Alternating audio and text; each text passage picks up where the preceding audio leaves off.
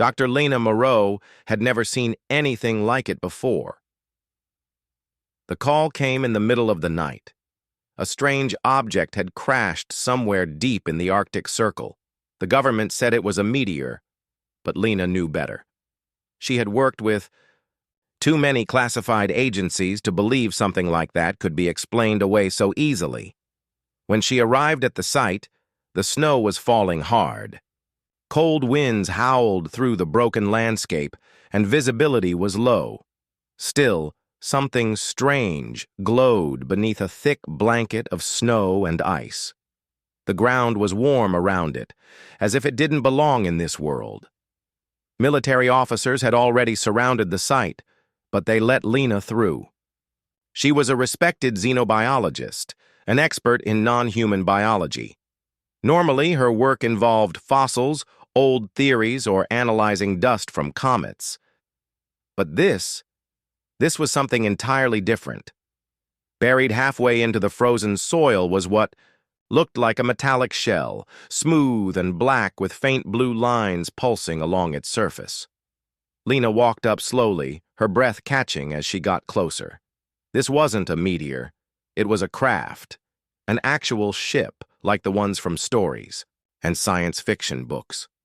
Suddenly, a low hum echoed from the object and the surface shimmered. A panel slid open silently and a figure rolled out. Lena jumped back. It was a man. Or at least, something shaped like a man. Tall, broad-shouldered, with strange markings along his skin.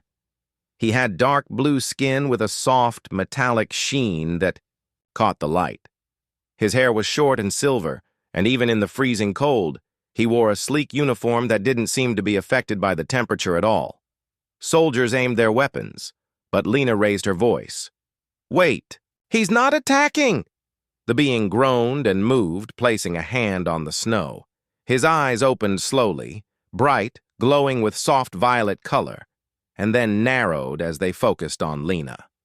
"Who damaged my ship?" he asked. His voice was deep, but clear, and to everyone's shock, he spoke perfect English.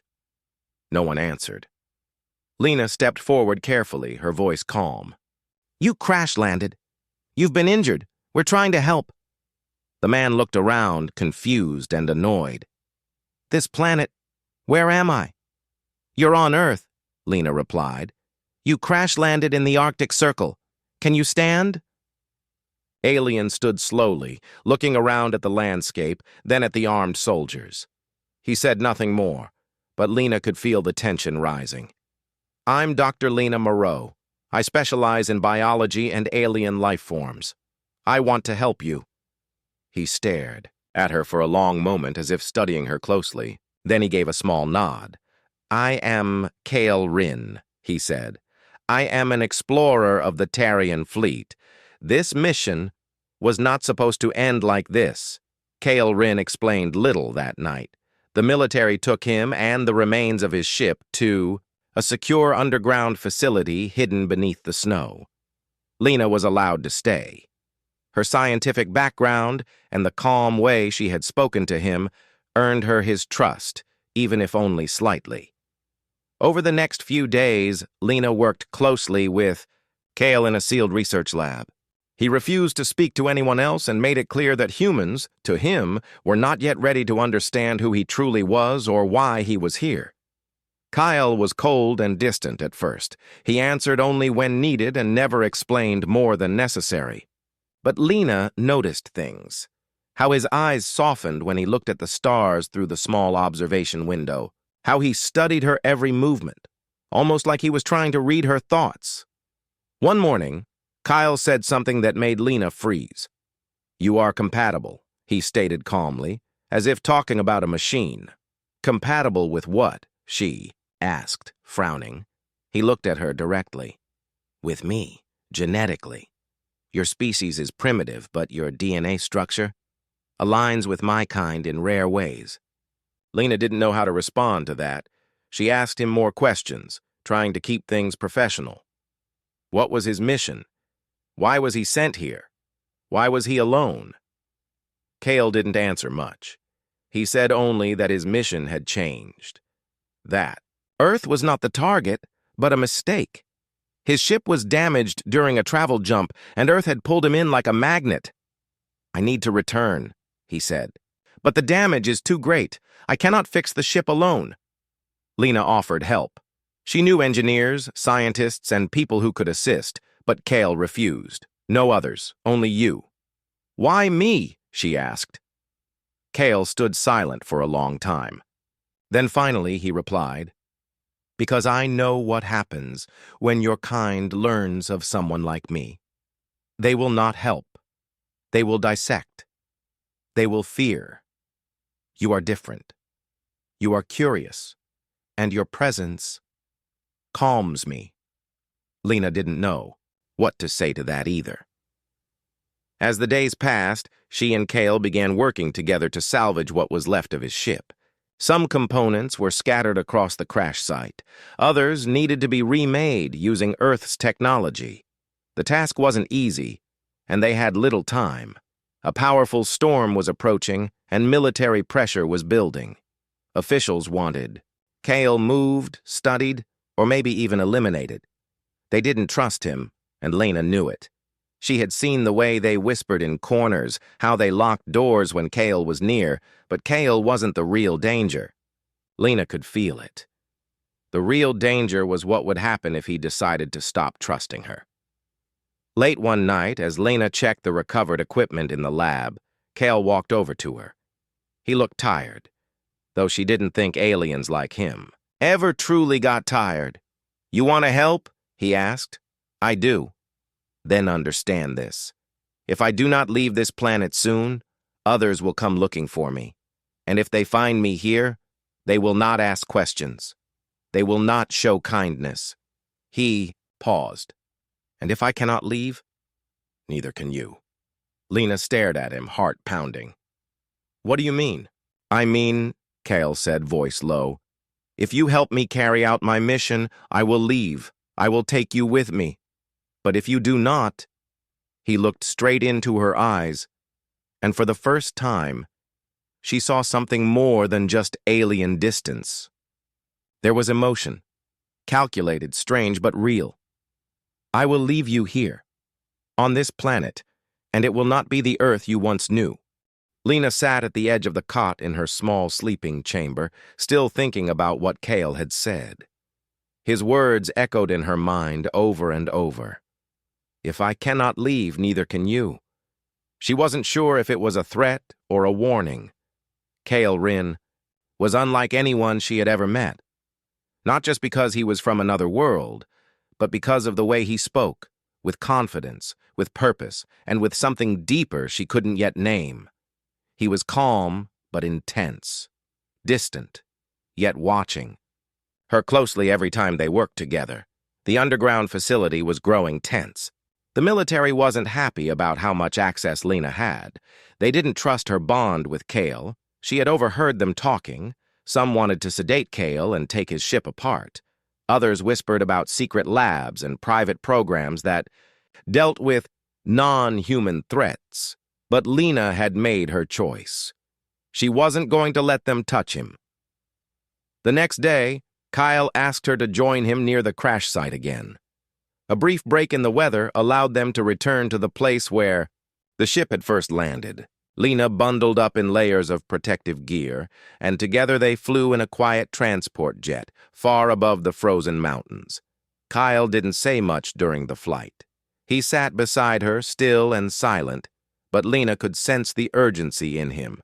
When they landed, Kyle immediately began scanning the ground with a strange device shaped like a curved glass plate. It glowed faintly when he pointed it at certain areas of the snow. Lena followed him, helping dig wherever he stopped. After an hour of searching, they uncovered a large metallic pod, smooth like a stone and warm to the touch. Kyle opened it using a hand gesture, and inside were coils of wire, circular discs, and tools that Lena didn't even recognize. "These are parts of my ship's power core," he explained. "Without them, I cannot travel. I hid them here in case your kind tried to take my ship apart." Lena nodded. brushing snow off one of the tools. "You don't trust humans, do you?" Kyle gave her a thoughtful look. "I trust you." Those 3 words caught her off guard. She didn't reply right away, but something in her chest tightened. Kyle wasn't human, but he wasn't heartless either. They worked for hours, carefully transporting the parts back to the jet. As the sun set behind the icy peaks, painting the sky in soft gold and blue, Lena and Kale sat together in silence for a moment. Kale spoke first. "My people do not form bonds the way yours do, but explorers like me, we are allowed to choose a mate." Lena turned to him slowly, unsure what to say. "Why are you telling me this?" "Because," he said, meeting her gaze, "you are the first being I've met on any planet who didn't fear me. You asked questions. You listened. And your genetic code is compatible with mine." Lena blinked, half in disbelief. "Are you saying—" Kale nodded. "Yes. My mission was not to land on Earth. But now that I'm here, I believe the reason may be you." Lena didn't know whether to laugh, cry, or walk away. This wasn't how life was supposed to go. She was a scientist, not someone who fell into alien fairy tales. And yet here she was in the middle of nowhere, beside a being who had crossed galaxies and was now talking about choosing her. "I don't know what to say," she whispered. "You don't have to say anything now," Kale said. "But understand this. I cannot wait much longer. If I remain, others may come. If they find me, Earth will not be safe." He looked out at the frozen horizon, his voice quiet but serious. "Help me restore my ship. Help me leave this planet. And if you wish, come with me." Lena stared at him. "And if I say no?" Kale turned back to her. "Then I will leave, and you will stay. But Earth will not remain untouched forever. My people, they will return.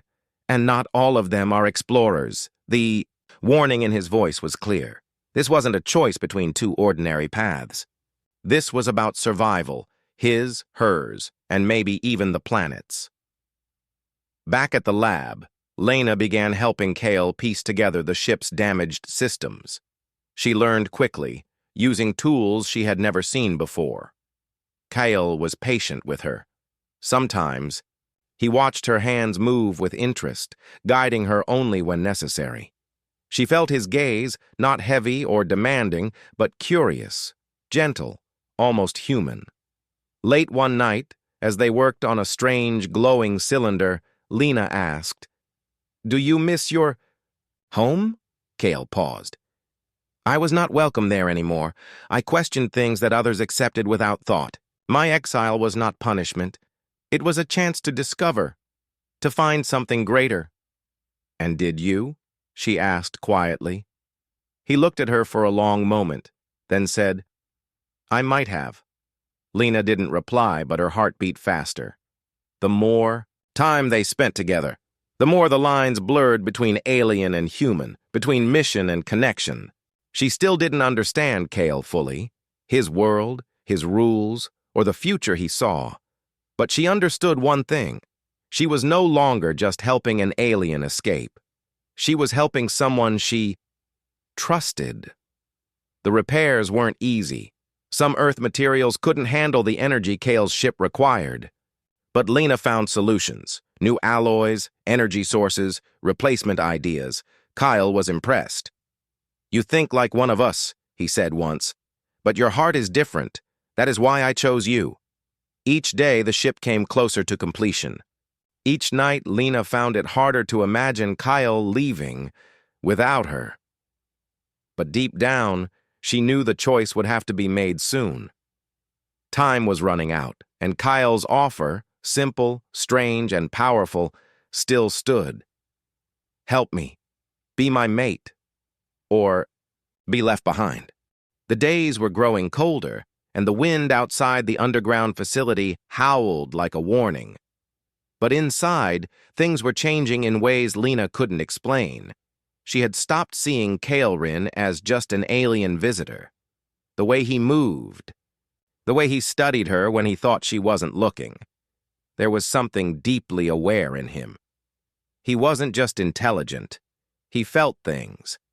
Maybe not like humans did, but he felt. Every moment they spent together repairing the ship brought them closer. Their conversations grew longer, more personal. Kyle started asking her about Earth, what people did for joy, what music meant, how humans chose someone to love. He listened quietly, sometimes tilting his head like he was absorbing every word. Lena tried to stay focused on the mission. That was easier during the day. But at night, when the lights dimmed and the air turned quiet, her thoughts would drift. She couldn't deny it anymore. She was starting to care about Cale, not just as a visitor, not just as a friend, but as someone she couldn't imagine losing. One evening, as they stood in the heart of Cale's partially repaired ship, he asked her a question she wasn't ready for. "Do you wish to stay here on Earth?" he asked softly. Lena hesitated. "I used to, but now, I don't know." "You are brave," Cale said. "And curious. That is rare on your planet." She gave a small smile. "You haven't met enough people. I have met enough to know that you are not like the others." There was a long pause. Cale stepped closer and said, "My offer still stands. Come with me, be my mate, travel beyond this sky." Lena felt her breath catch. She wasn't afraid, not of Cale, but the idea of leaving everything behind, her home, her work, her life, it felt like too much. "I don't know if I can just walk away from my world," she whispered. "You already have," Kyle replied gently. "You chose to help me. You protected me. You are already standing between two worlds. You just haven't noticed it yet." Those words stayed with her, even after they left the ship that night. A few days later, the military officers returned to the facility with sharp eyes and suspicious questions. They didn't like how fast the ship was being repaired. They had started asking Lena to report on Cale's behavior, what he was building, what his plans were. She lied to them. She told them he was cooperative, slow in progress, and nothing to worry about.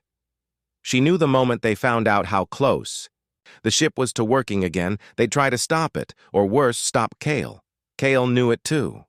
"They will not let me leave," he told her one night, his voice quiet. "If they try to hold me, I will defend myself.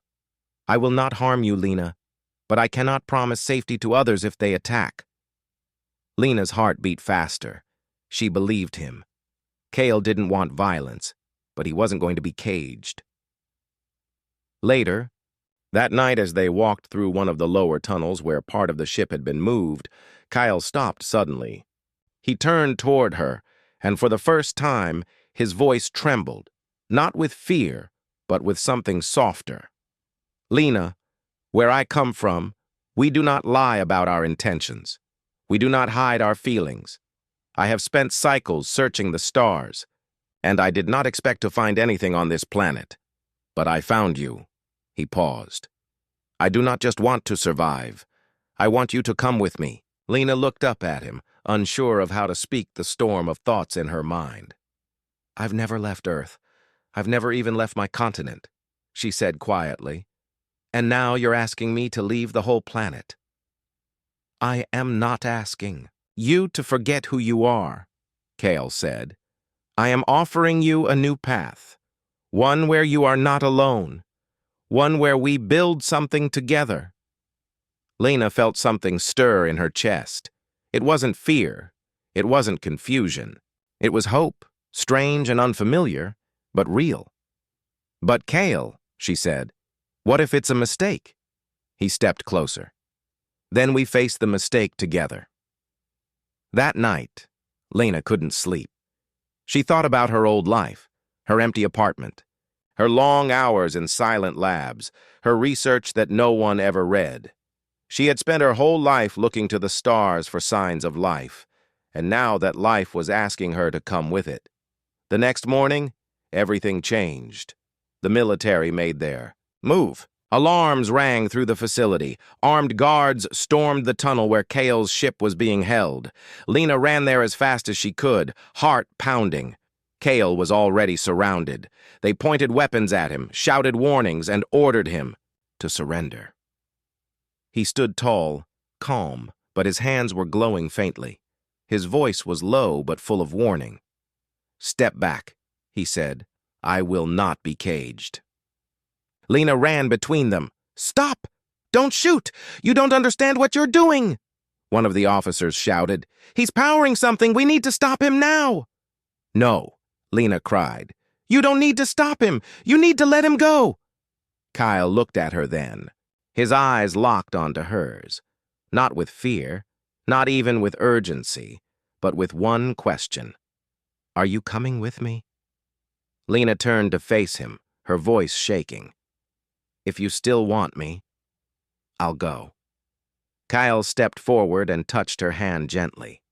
Then, "Stay close. This world is about to change." In that moment, the floor beneath them lit up. The ship activated with a deep, humming sound. Soldiers shouted and scattered. But Kale pulled Lena close, shielding her in a soft energy field. As the ship rose slowly off the ground, Lena looked down at the only planet she had ever known. She thought of all the people she was leaving behind, and the one person she was finally flying toward.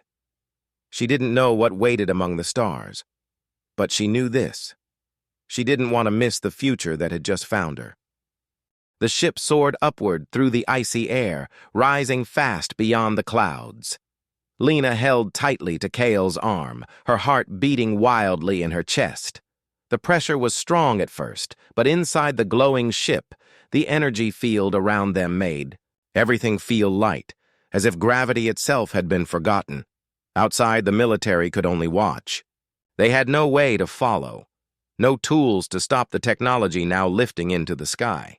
In minutes, the white snow-covered ground of Earth had disappeared below them, replaced by stars, darkness, and the wide, endless sky Lena had once only studied through a telescope. She couldn't speak at first. Everything was too much. Kale stood beside her, silent but calm. He guided her gently to the front of the ship where a wide glass window showed the stars in every direction. The ship was leaving Earth's orbit, and it all looked unreal, beautiful and terrifying at once. "Breathe," Kale said softly. "You are safe now." Lena nodded, trying to take it all in. Her entire life had changed in one moment. The planet she'd known since birth was behind her now, and ahead of her, something she had never imagined living inside, was the universe itself. The ship was smooth and warm on the inside. The walls gently glowed in soft blue shades, shifting like water. The rooms were open and curved, not boxy, like human designs.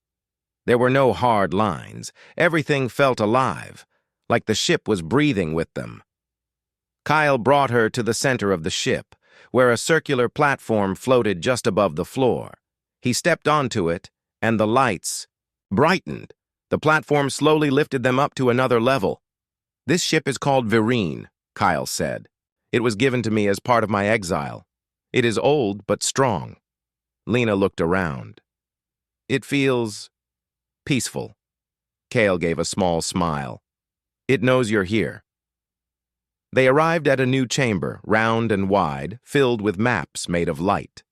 Stars blinked and moved as if dancing.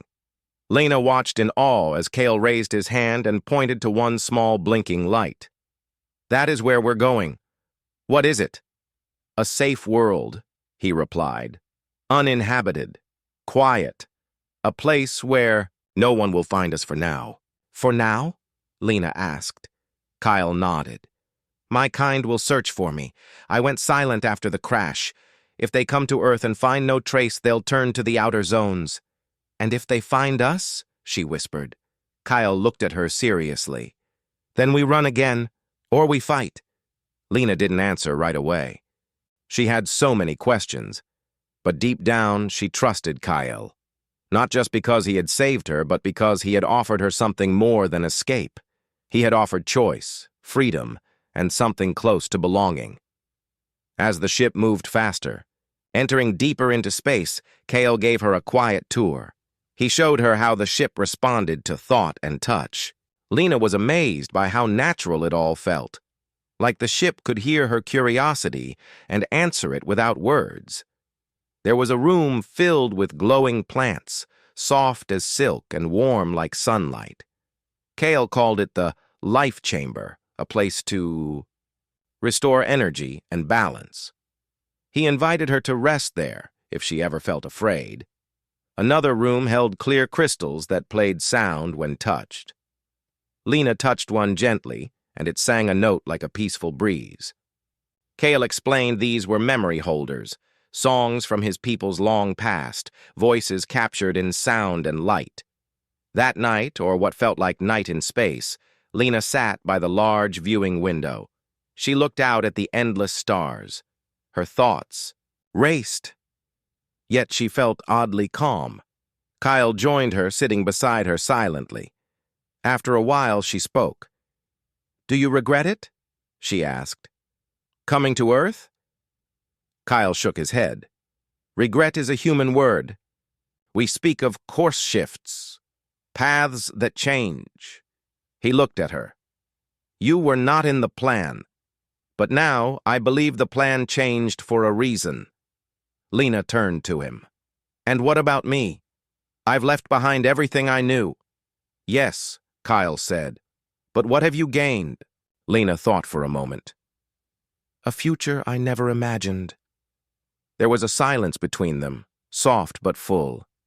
Kyle reached out and gently held her hand. "In my world," he said slowly, "we choose a mate through truth, not tradition. If I ask you now, it is not because of fear or need. It is because I want to walk this new path with someone who already understands how to see beyond what is expected." Lena looked at him, her voice a whisper. "You're asking me now?" Kale nodded. "Yes." Lena took a deep breath. She could say no. She could ask for more time. But somewhere in her heart, the answer was already clear. She had already said yes the moment she stepped on the ship. She didn't need to say it again. She just held his hand tighter. Kale's eyes softened, and for the first time since they met, he let down the shield in his voice. "You are mine," he said gently, "and I am yours." After a moment, the ship lights shifted softly, as if responding to their bond. The stars outside blinked, distant and quiet witnesses to something beautiful. They stood together for a long time, just watching the stars move. Slowly past, far from Earth, far from fear, but close, closer than ever, to something new. Time passed slowly but beautifully aboard the ship. Far from Earth, far from danger, Lena and Kale created a life between stars, a life that didn't follow Earth's time or rules. Every day brought something new, and each moment drew them closer together. The safe world Kale had promised came into view after several days of travel. From the ship's window, Lena saw a planet glowing with soft blues and greens. It looked untouched. No buildings, no roads, no cities. Just a wide, peaceful land under a gentle sky. It reminded her of Earth before humans, a place filled with silence, light, and freedom. The ship landed gently near a calm lake surrounded by tall, silver-leaved trees. The air was clear and soft, easy to breathe.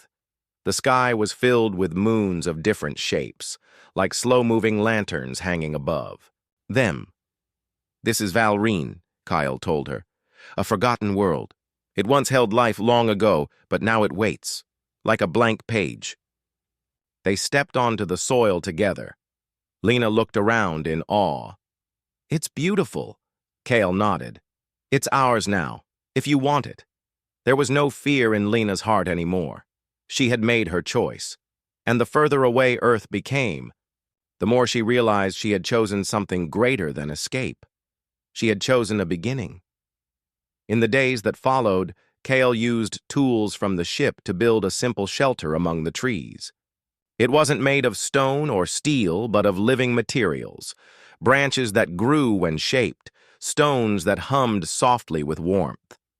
Everything here responded to care, not force.